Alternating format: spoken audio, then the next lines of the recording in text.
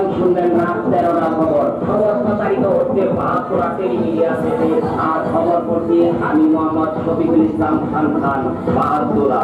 The sponsor today from the introduction, it is very bad things. There is no nothing knowledge. I can tell that he is a clearly policeman.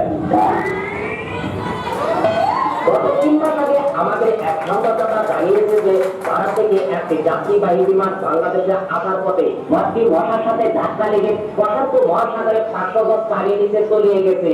এতে জানা গেছে যে এতে তেমন একটা কোনো ক্ষয়ক্ষতি হয়নি। 2.5 জন নিহত হয়েছে এবং 3.5 জন আহত হয়েছে।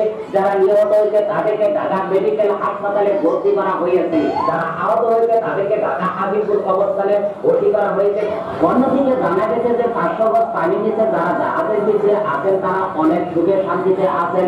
কেউ ক্রিকেট খেলছেন, কেউ ফুটবল খেলছেন, আবার কেউ ডার্লিং এ পার্কে ঘোরাঘুরি করছেন, বাদাম খাচ্ছেন আর কিছু করছেন।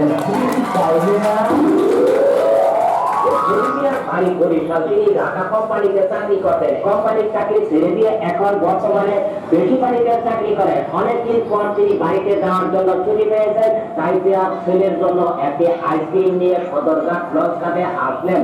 বুড়িগঙ্গার মাঝখানে যাওয়ার সাথে সাথে প্যান্টের পকেট থেকে আইসক্রিমটি বুড়িগঙ্গার নদীর পানিতে হারিয়ে যায়।